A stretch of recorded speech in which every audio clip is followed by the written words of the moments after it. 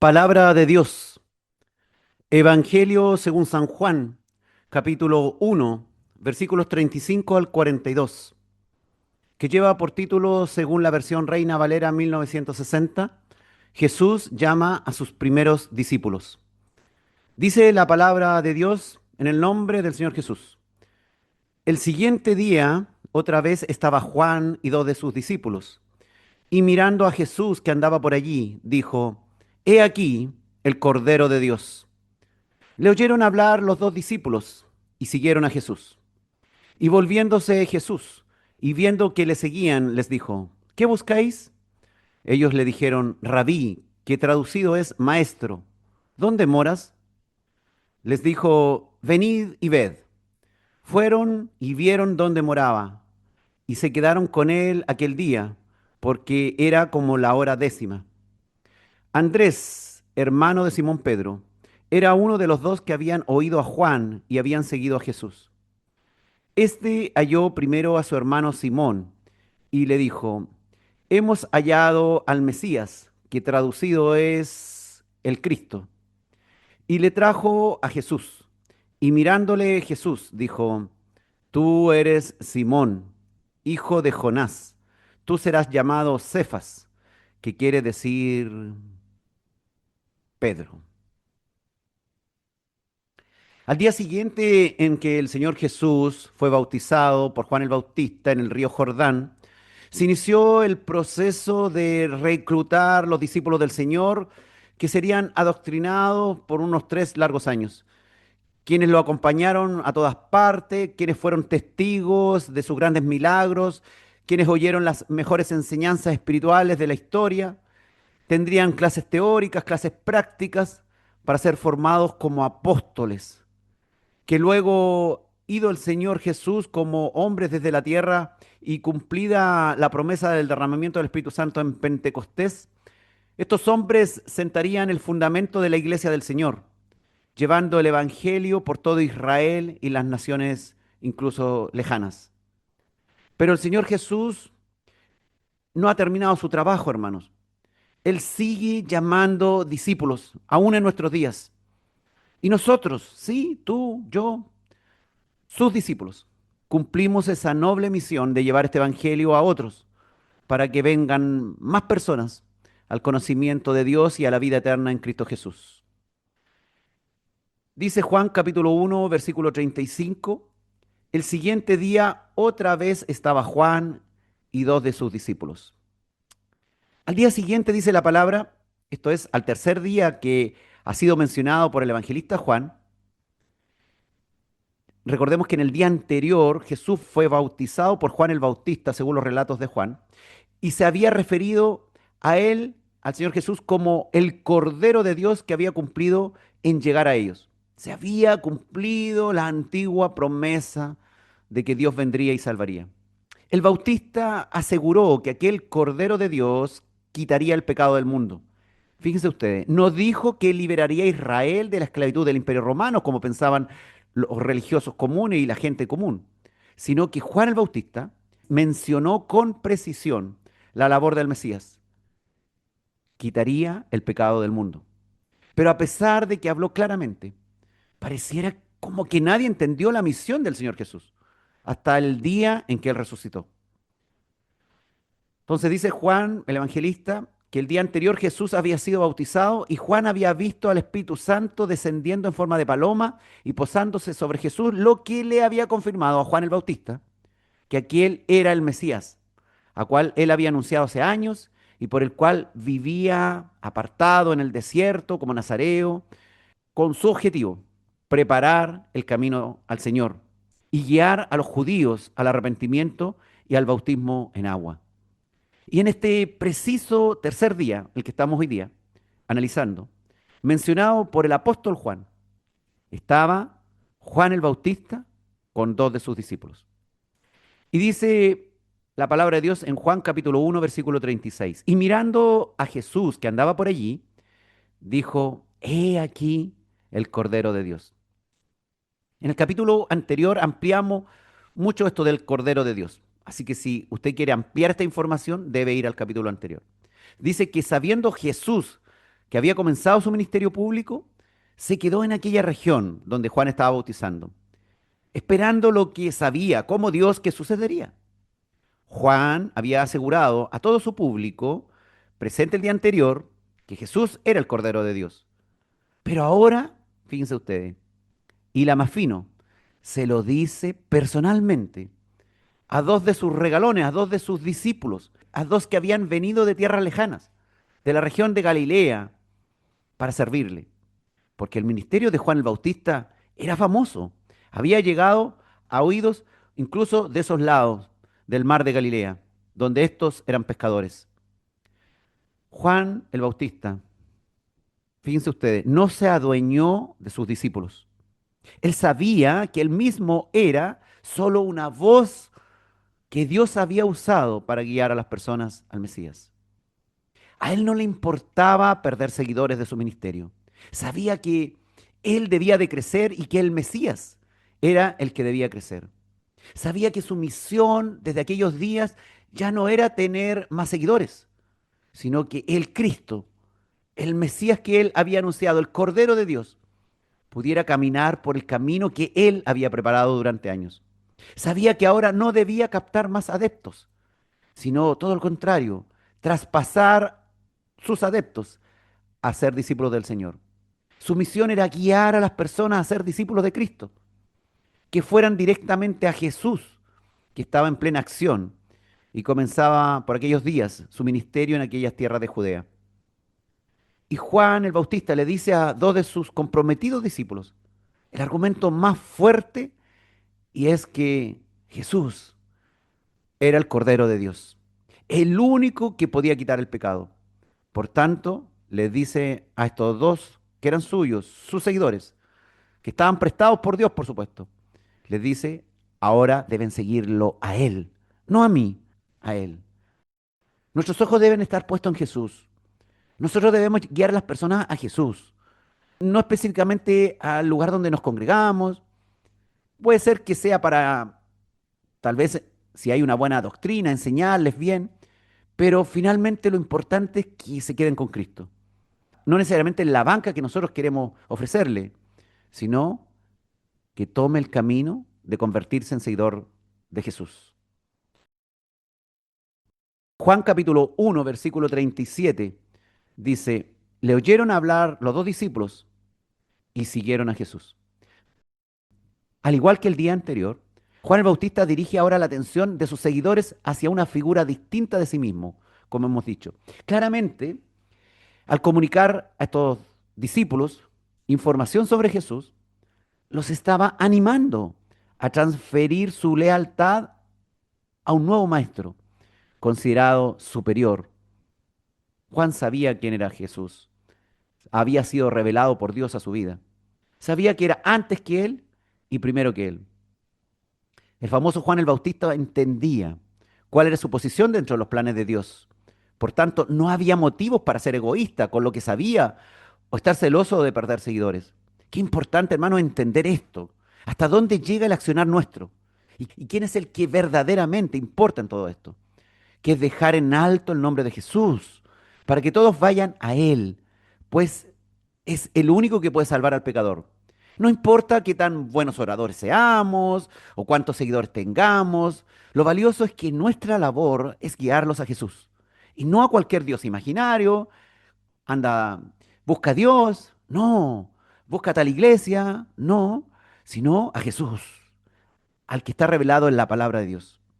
Debemos aprender a ser personajes secundarios, actores que solo cumplen un rol, y no tomar el papel del personaje principal de esta historia, como ocurre hoy día a usted, donde hay muchos líderes o muchos servidores del Señor que se pelean llenar auditorios, están deseosos de tener más seguidores en las redes, para ellos mostrarse ante la opinión pública, ante la opinión evangélica o cristiana, como grandes líderes, grandes maestros.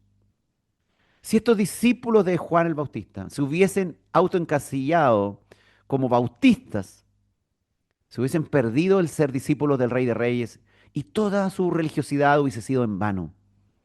Ser discípulo de Cristo implica escucharle, seguirle. No solo mirarlo de lejos, sin querer comprometerse en seguir sus pasos.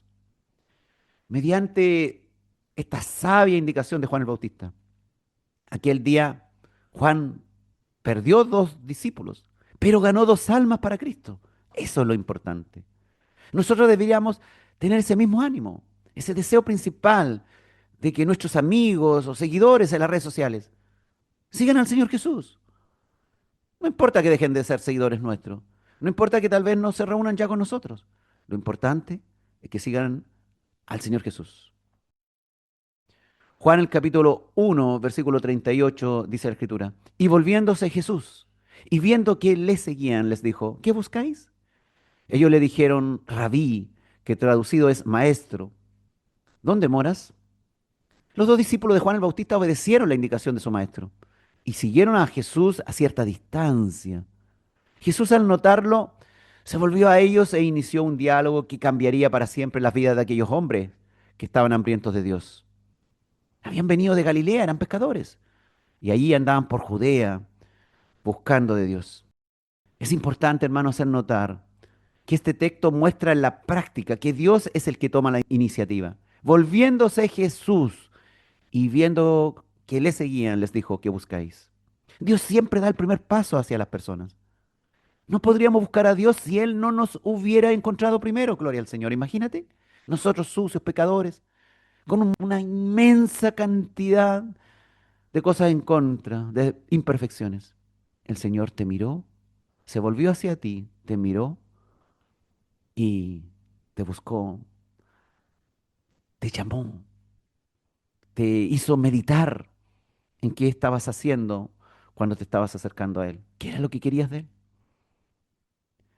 Dios no espera a ser hallado, sino que sale Él al encuentro de quienes lo buscan. Buscad al Señor mientras pueda ser hallado, dice la Escritura.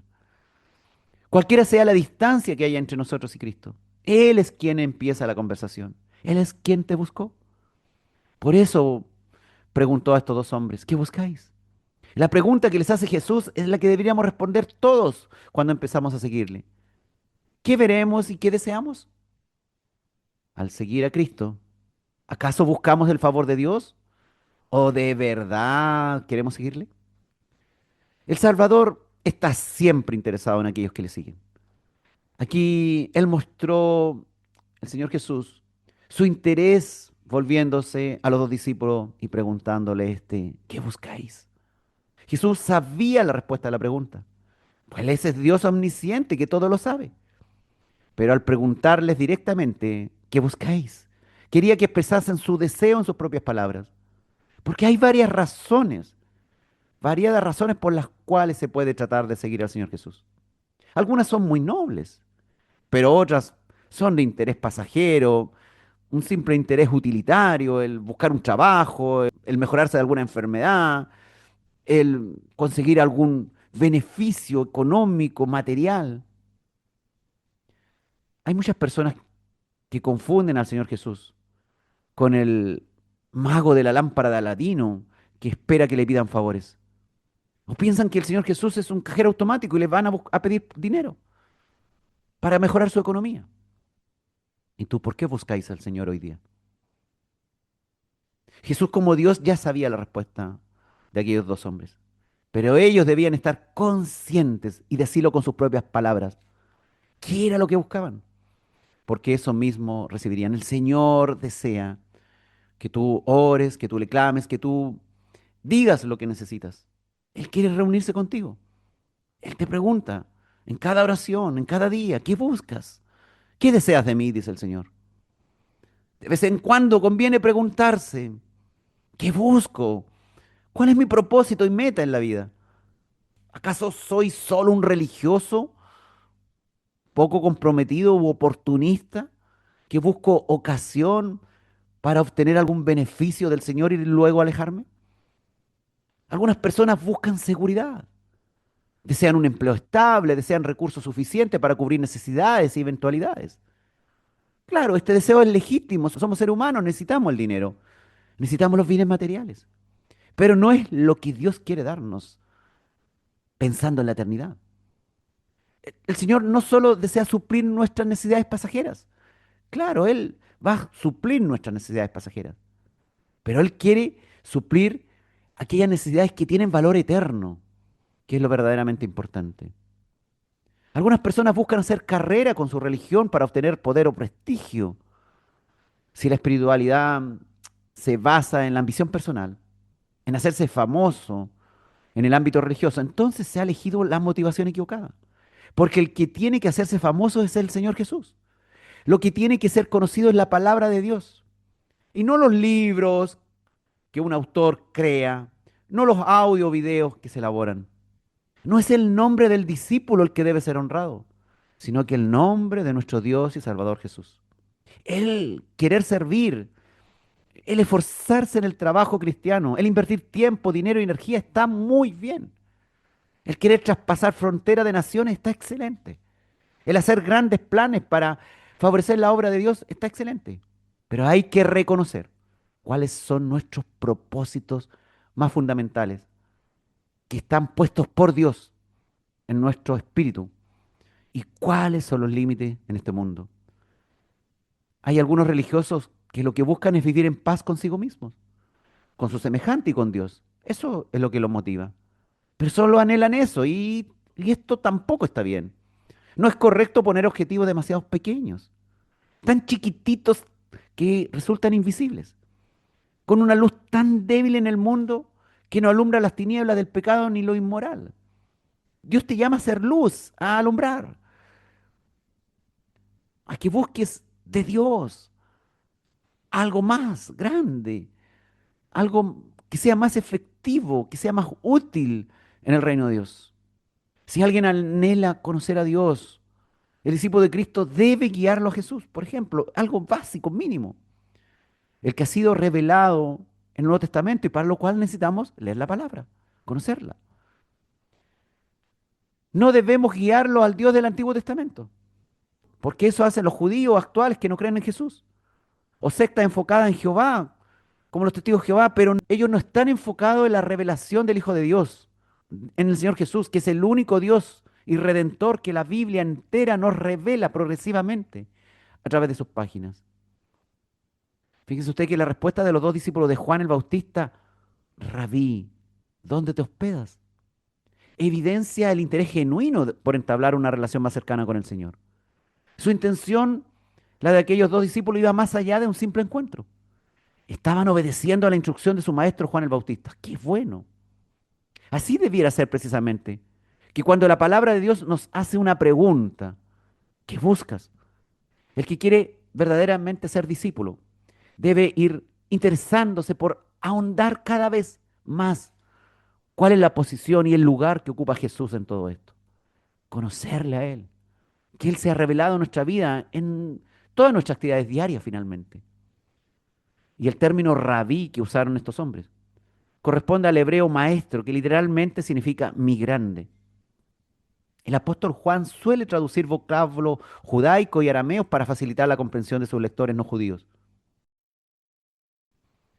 Inicialmente los discípulos de Juan el Bautista llamaron a Jesús como rabí debido a su poco entendimiento de quién era Jesús, pero posteriormente adoptaron el término Señor, porque llegaría a ser su Señor. Importante que Jesús sea nuestro maestro, nuestro profesor, pero finalmente, mayor aún es que sea nuestro Señor, que tenga señorío sobre nuestra vida y no simplemente alguien que nos enseña cosas buenas. Años más tarde, aquellos dos discípulos estarían dispuestos a ofrecer sus vidas por llevar aquel evangelio que aprenderían a personas desconocidas, en naciones que jamás imaginaron. Con esta pregunta, hermanos, los discípulos de Juan el Bautista preguntaron a Jesús, ¿dónde vivía? ¿Dónde moras? ¿Dónde pernoctaba allí en Judea? Y el apóstol Juan tradujo la palabra para los griegos como didáscalos. Los discípulos no buscaban una respuesta solo por mera formalidad, sino ellos, qué bueno, querían saber para ir dónde él estaba e iniciar un diálogo personal con Jesús, para seguir las instrucciones también de su maestro el Bautista, que le habían dicho, vayan a él. Quien desea seguir a Jesús debe buscar conocerle, anhelar ese encuentro personal, más allá de simples preguntas que pueda hacer. Desear ardientemente conocerle, desear oír su voz, desear saber y aplicar sus instrucciones. Estos dos discípulos que comenzaron a seguir a Jesús le respondieron al Señor, ¿dónde moras? Qué valioso, hermano, que ellos no buscaran los beneficios de seguir a Jesús, sino que primeramente lo buscaran a Él, para conocerlo, para hacerse sus discípulos, para saber dónde estaba el lugar donde Jesús moraba. ¿Y a ti? ¿Qué es lo que te mueve tras el Señor? ¿Qué es lo que hoy día te mueve? ¿Sus beneficios? ¿O ir donde Él y saber en qué pasos anda el Señor hoy día, en el lugar, en el tiempo en que vives? Y Juan capítulo 1, versículo 39 dice la Escritura. Les dijo el Señor, venid y ved. Fueron y vieron dónde moraba y se quedaron con él aquel día porque era como la hora décima. Jesús le ofreció ir donde él estaba y evaluar aquello con sus propios ojos, que vieran ellos. Él no les contó de inmediato toda la historia y de qué se trataba el cuento. Los invitó a ellos a ir personalmente y observar lo que allí estaba sucediendo. Bueno es para nosotros estar donde está Cristo, donde quiera que sea. Bueno que el Señor nos muestre qué es lo que necesitamos ver. Nos conviene. Nos conviene convertirnos en observadores de cerca de lo que el Señor quiere mostrarnos. Jesús no rechaza a quien le hace preguntas. Puede hacer todas las preguntas que quieras al Señor. ¿Quieres saber sus respuestas? He ahí. Realmente tú le haces preguntas, pero ¿quieres saber las respuestas del Señor? Porque a veces vamos a la oración y preguntamos, ¿y por qué esto, Señor? ¿Y por qué esto otro? ¿Y para qué esto? ¿Y cuándo? Y ni siquiera dejamos un tiempo en silencio para conocer las respuestas del Señor. Para que el Señor nos diga, venid, ved, yo te voy a mostrar esto. Y uno pueda conectarse con Dios, realmente. Jesús no rechaza a quien desea aprender de Él. Por ello invitó a ambos a donde se hospedaba, que de seguro no era un lugar lujoso ni el mejor sitio con las mejores comodidades. El Señor no es así, a pesar de ser el Rey de Reyes y ser el dueño de todas las riquezas de su creación. Él nos ofrece un lugar humilde para que aprendamos desde allí. Probablemente nuestro mejor tiempo no va a ser sentado en un lugar paradisiaco ni con las mejores comodidades. Probablemente nuestro mejor tiempo va a ser sentado tal vez en una banca dura o caminando por las calles, recorriendo, oyendo con dificultad una y otra nuestra material, física, de salud, de todo tipo, para entregar un mensaje, para ayudar a alguien, para hacer lo que Dios quiere que hagamos. El apóstol Juan recuerda muy bien la hora, fíjense ustedes. ¿Y por qué recuerda el apóstol Juan tan bien la hora? Es casi seguro que él, sí, él era aquel otro discípulo con el cual andaba Andrés, que era discípulo de Juan el Bautista. Ellos fueron y permanecieron con él ese día en la llamada hora décima, que podría ser las 10 de la mañana según la hora romana o las 4 de la tarde según la hora judía. Porque el apóstol Juan suele usar el sistema romano. Por eso que usted va a encontrar diferencia en lo que dice Juan en horario versus lo que dicen los otros evangelistas. Porque los otros tres evangelistas usan el horario hebreo y Juan usa el horario romano en varios de sus pasajes. Usted puede analizar pasajes en lo que Juan especifica la hora y en Juan 4, versículo 6 o Juan 4, versículo 52. También en Juan 11, versículo 9 o en Juan 19, 14. El apóstol Juan habla de horarios y en algunos de ellos claramente está hablando de horario romano, no de horario hebreo. Así que no hay contradicciones en lo que dice un evangelista y otro en cuanto a horario. Lo que pasa es que el apóstol Juan usa frecuentemente el horario romano para informarnos la hora en que ocurrió todas estas cosas. Se puede concluir que el evangelista utilizaba entonces la hora conforme al sistema romano. Marcos 15:25 señala que era la hora tercera, por ejemplo, cuando le crucificaron al Señor. Mientras que Juan 19:14 indica que Pilato lo condenó a la hora sexta.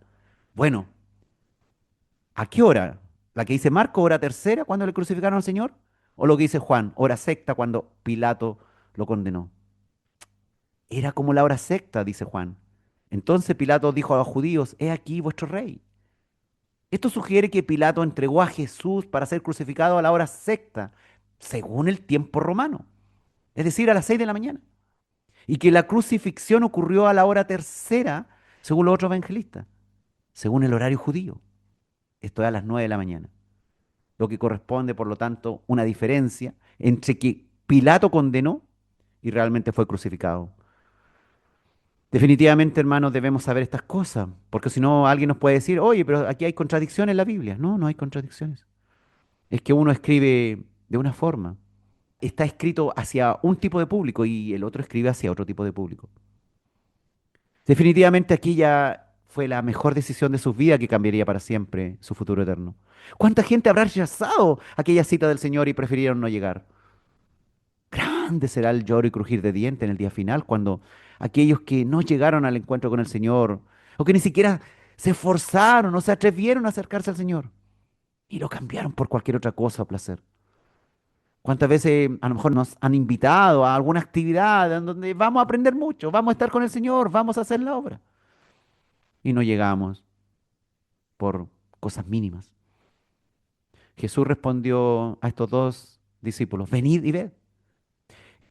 Fíjense ustedes, venid y ved, era una frase típica. Los rabinos judíos usaban esta frase para invitar a sus discípulos a aprender y razonar juntos. Al decirlo, Jesús invitaba no solo a conversar a estos dos discípulos, sino a ser sus nuevos alumnos para que fueran testigos oculares de lo que allí sucedería. Qué bonito que el Señor te diga, venid, y mencione tu nombre. Y te diga, ven, mirad, observad, que así son las cosas del reino de Dios. Qué hermoso que el Señor se haya fijado en nosotros, el Todopoderoso, siendo nosotros criaturas tan imperfectas, con un historial tan desagradable. El Señor Jesús, hermano, usó un verbo imperativo. Venid, les ordenó. Ese venid implicaba obediencia. No es solamente venid, ven si tú quieres. No, venid, obedece, venid. Y ellos fueron y obedecieron. La invitación que les hizo, venid y ved, fue recompensada grandemente, pues ellos vieron dónde moraba el Señor, vieron lo que significaba el ministerio de Jesús en aquel tiempo. Fíjense ustedes, hermanos, si somos obedientes a las indicaciones del Señor, veremos, recibiremos lo que el Señor ha prometido, seremos testigos de Él, nos gozaremos en Él, en lo que el Señor quiere mostrarnos. Pero hay que obedecer. Cuando el Señor te dice, venid, te está dando una orden para que seas obediente. Y ved que ahí vas a disfrutar de tu obediencia. Fueron estos de los primeros judíos, estos dos, en reconocer al Mesías y pasaron aquel día y aquella noche con él.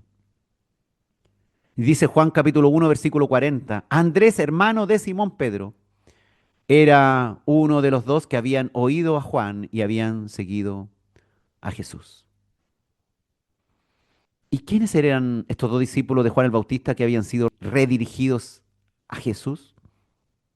El apóstol Juan menciona que uno de ellos era Andrés.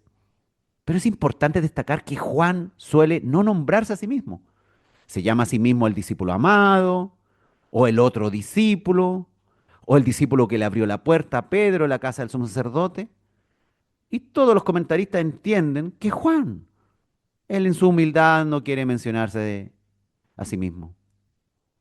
Andrés fue uno de los dos discípulos mencionados por el evangelista Juan. Aunque no es tan conocido como su hermano Simón Pedro, Andrés fue el primero en encontrarse con Jesús. Y la mayoría de los estudiosos bíblicos cree que definitivamente el otro discípulo era Juan, el autor precisamente de este evangelio, quien probablemente no mencionó su nombre por modestia. ¿Y qué sabemos de Andrés? ¿Qué sabe usted del apóstol Andrés? Sabemos poco, pero lo que conocemos revela su carácter. Destaca por dos cualidades principales. Andrés es conocido por asumir un papel secundario y ser identificado principalmente como el hermano de Simón Pedro, el pescador de Galilea, Andrés. Aunque no pertenecía al círculo íntimo de los discípulos, no se le ve involucrado en ninguna situación problema, ni se menciona que haya ocupado algún cargo de importancia dentro del grupo. Pero igual, Andrés fue fiel hasta su muerte. Al parecer, su humildad y lealtad lo distinguían, ya que su prioridad era acompañar a Jesús y servirlo fielmente. No ocupó grandes cargos, no aparece su nombre haciendo grandes cosas, pero fue fiel hasta la muerte. No tenía deseos de jerarquía o puestos de honor. Andrés, hermanos, destaca por acercar a otras personas a Jesús. Aparece en tres momentos clave. Presenta a Pedro, a Jesús, como es lo que estamos viendo hoy día. También lleva al muchacho con los panes y los peces. Ahí en Juan capítulo 6, versículos 8 al 9. Dice que uno de sus discípulos, Andrés, hermano de Simón Pedro, le dijo al Señor, aquí está un muchacho que tiene 5 panes de cebada y 2 pececillos. Más, ¿qué es esto para tantos? Hace sus comentarios frente al Señor. Encuentra que es poca cosa lo que tienen. ¿Cómo van a lograr alimentar a tanta gente? Es lo único ahí un poco negativo de Andrés. Pero también Andrés conduce a los griegos hacia Jesús. Juan capítulo 12, versículo 22 dice que Felipe fue y se lo dijo a Andrés. Entonces Andrés y Felipe se lo dijeron a Jesús y llevaron a estos griegos que buscaban a Jesús. La vida de Andrés fue compartir la amistad de Jesús, convirtiéndose en uno de los 12 apóstoles que sentó las bases del Evangelio en otras regiones, en otras naciones. ¿Y cuál fue el destino de Andrés? La Biblia no lo dice. Pero según fuentes antiguas como Orígenes, que vivió en el siglo III, menciona que Andrés predicó en Escitia y Grecia. Y la tradición más antigua sostiene que Andrés fue crucificado en la ciudad de Patras, Acaya, actual Grecia, en el año 60 después de Cristo, durante el gobierno del emperador Nerón, es decir, 30 años después de este día que estamos estudiando, del día en que fue llamado. 30 años siguió a Jesús y murió crucificado. Una fuente antigua, un texto apócrifo del siglo segundo, tercero, llamado Los Hechos de Andrés, narra su martirio en Patras, aunque claramente hay unos elementos ahí extraños, legendarios, como de leyenda. Padres de la iglesia como Eusebio de Cesarea dan por sentado su muerte como mártir. Dice la historia que no fue clavado Andrés, sino atado a la cruz para prolongar su agonía. Y que aquella cruz tenía una forma de X, por lo que se conoce hasta nuestros días como la cruz de San Andrés. Según los relatos, vivió 2 días colgado de la cruz soportando sus dolores y agonías, durante los cuales, dice la historia, continuó Andrés predicando y exhortando a la fe a quienes se acercaban, hermano, en pleno sufrimiento moribundo. Tal vez usted se preguntará, ¿y por qué esa cruz en forma de X? La tradición dice también que Andrés no se consideró digno de morir en una cruz igual a la de su Señor, a la de Cristo, por lo que pidió una distinta. No hay prueba directa, histórica de este dato, pero la cruz en X quedó profundamente asociada a su martirio. Incluso banderas como la de Escocia tienen la cruz de San Andrés. Este fue el final de Andrés. 30 años sirviendo al Señor. Aquel día llegó tímidamente a los pies del Señor y luego dio su vida por el Señor. Así como el Señor nos llamó un día y tímidamente nos empezamos a acercar al Evangelio, no creyendo mucho que podríamos hacer algo, pero el Señor puede hacer grandes cosas contigo. Tal vez no vas a morir crucificado en una cruz como Andrés, pero sé seguro que si le eres obediente al Señor y le sirves hasta el día de tu muerte, por supuesto, Dios va a ocupar tus energías, tu disposición, tu obediencia en prosperar su reino y usarte grandemente para los propósitos de Él. Gloria al Señor. Qué bendito que el Señor pueda usarnos, hermano. Juan el capítulo 1, versículo 41, dice la escritura, que Andrés halló primero a su hermano Simón y le dijo, hemos hallado al Mesías, que traducido es el Cristo. Hay dos variantes de los manuscritos griegos. Una dice que halló primero, proton, y otra que dice halló por la mañana temprano, proi. Algunos traducen como halló primero y otros traducen como halló por la mañana temprano. El apóstol Juan aclara que Mesías también en hebreo y Christos en griego significan ungido. Título dado ¿a quiénes? A los reyes consagrados por Dios en su coronación. El ungido de Dios, el ungido de Jehová, el Señor Jesús. ¿Y qué significa esto que escribe el apóstol Juan, que Andrés halló primero a su hermano Simón? ¿Qué significa eso? Una posibilidad que sencillamente signifique que la primera persona que halló fue a su hermano Pedro. Otra opción es que el apóstol Juan esté diciendo que lo encontró antes que él mismo encontrara a su hermano Jacobo. Si Juan fuera precisamente aquel otro discípulo con el cual iba Andrés, que acudió a Jesús de parte de Juan el Bautista, estaría diciendo, Andrés me ganó, encontró él primero a su hermano antes que yo encontrara al mío, a Jacobo. Y le dijo, hemos hallado al Mesías, que traducido es el Cristo. Andrés, al hallar a su hermano Pedro y hablarle con entusiasmo de Cristo, no con poco entusiasmo, hemos hallado al Mesías. Una afirmación tremenda, hermano. Tremenda. Hemos hallado al Mesías. Él hizo una obra muy importante porque logró que alguien tan importante de su familia, su propio hermano, siguiera su misma fe. Algo que sabemos que no es tan fácil. Que nosotros fuimos a nuestros parientes, a nuestros amigos y nos tiraron las joyas y las escobas por la cabeza. Pero esto es un aliciente para todos aquellos que tienen parientes y que se esfuercen por presentarle a Jesús y su gran evangelio de salvación. Aunque no está garantizado el éxito de esta intervención. Pues hasta el mismo Señor Jesús advirtió que sus discípulos serían rechazados, serían perseguidos y hasta asesinados por sus propios familiares a causa de su nombre. Pero por supuesto tenemos que ir y buscar a nuestros parientes y presentarle el mensaje del Evangelio. Este ejemplo muestra que no es necesario tampoco ser un avesado discípulo de Cristo para predicarles a otros. No es necesario tener un título religioso o grandes estudios cristianos para hablar de Jesús. Basta con transmitir con seguridad el mensaje. Hemos hallado al Mesías, dijo Andrés a su hermano. Basta con transmitir el mensaje y dejar el resto en manos de Dios. Así que no te desanimes si sabes tampoco. No, predica al Señor. Este es el Dios, el Salvador, aunque todavía te falte mucha información. Todos estos hermanos, Andrés, Pedro, Juan y Jacobo, ya sabemos que eran pescadores del mar de Galilea. Y por aquellos días, de seguro andaban en pos del Bautista. Y Juan el Bautista les guió a Jesús. Y a su vez Andrés y el otro discípulo, que probablemente era Juan, guiaron a otros. No con poca convicción, hermano, sino con certeza.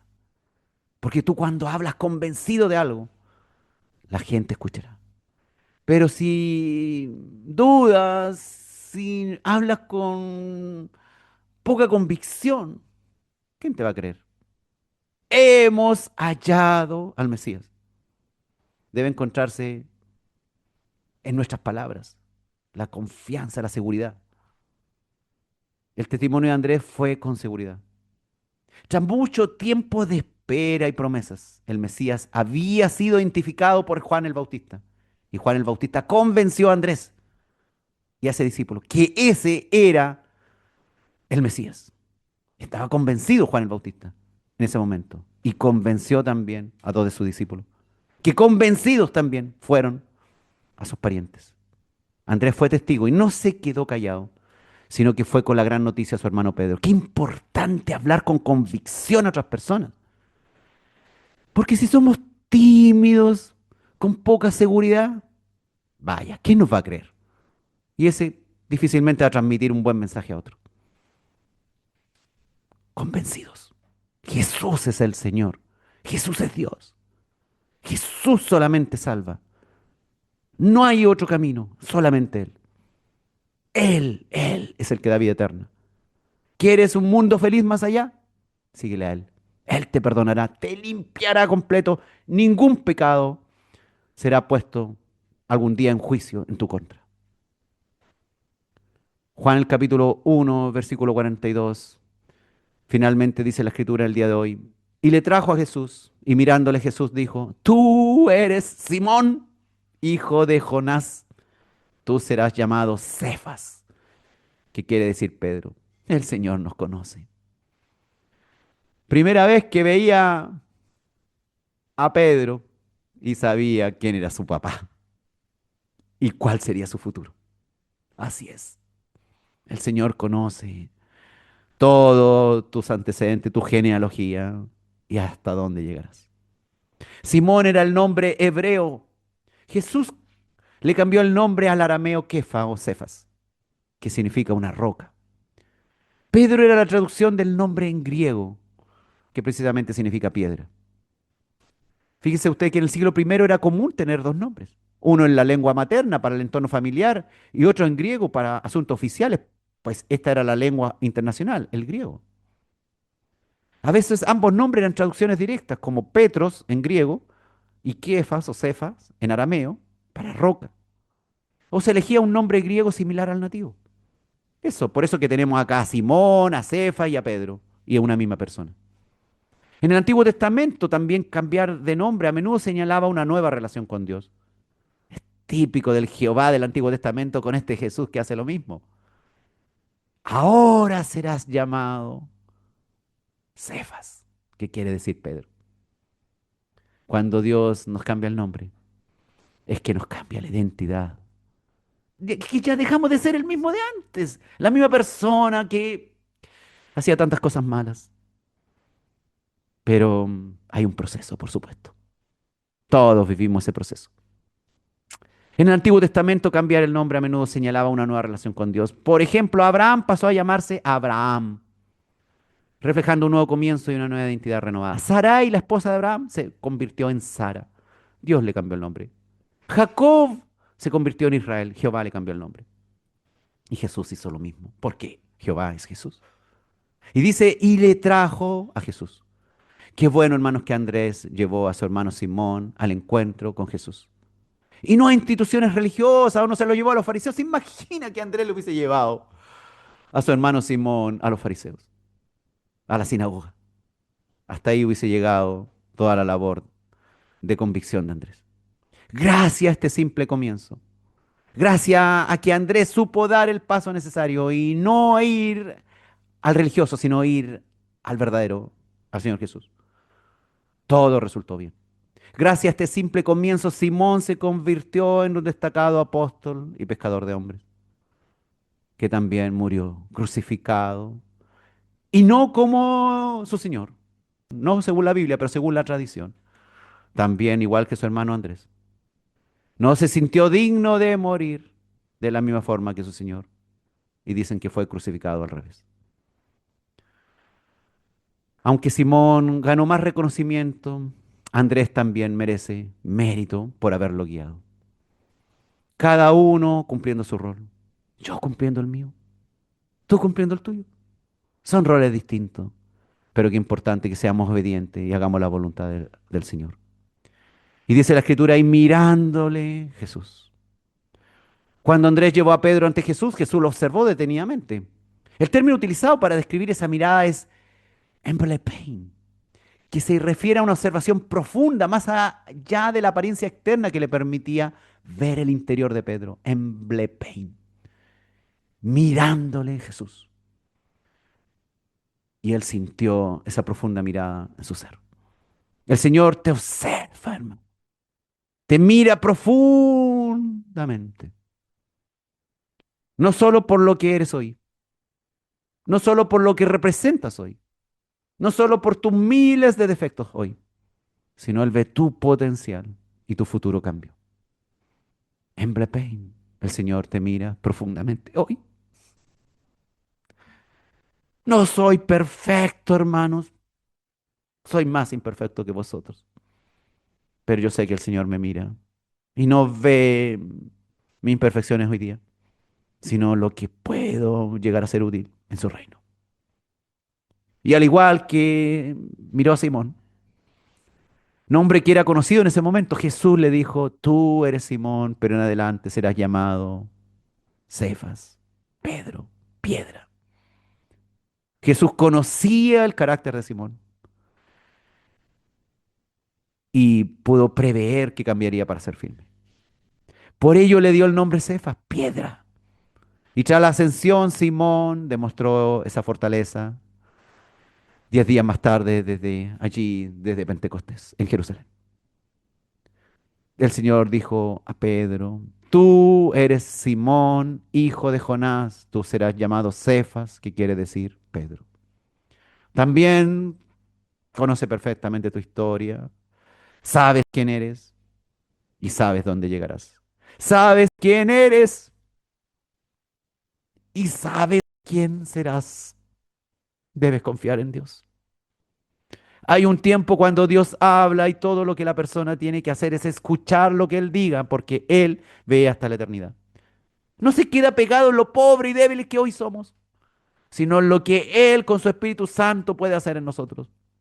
Jesús no vio en Pedro solo un pescador roñoso o a un hombre instintivo y emocional, sino que al que abriría la iglesia a judíos y a no judíos, bautizándolos en el nombre suyo, en el nombre de Jesús.